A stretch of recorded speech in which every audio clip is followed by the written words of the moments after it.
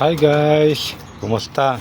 Welcome back. So medyo matagal-tagal akong walang upload kasi nga busy. Umuwi ako ng Olongapo.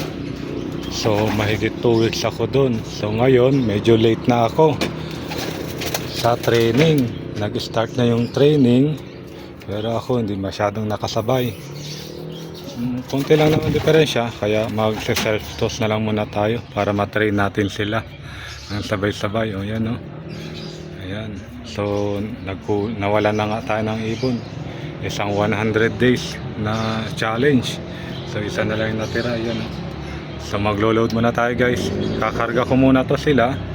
Magtotos ako siguro mga 10 km lang para medyo makahabol tong mga YB natin. Kasi nasa 50 km na yung club training, 60, 50, ganyan. Ako, magte-10 pa lang ngayong araw.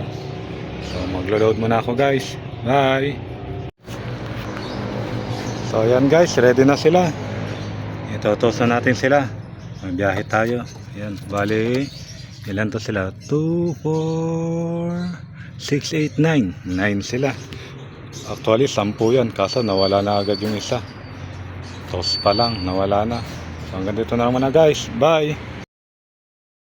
Touchdown, dito tayo sa location kung saan tayo magtotos.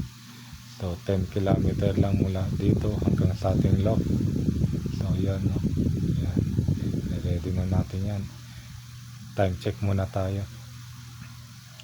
11:07 AM. So mainit-init na.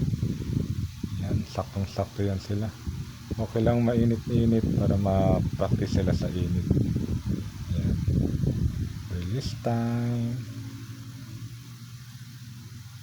Nagkumahos sila.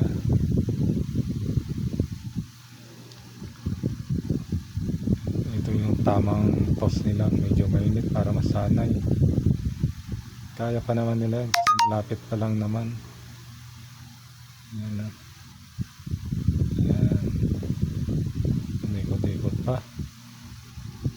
Yan.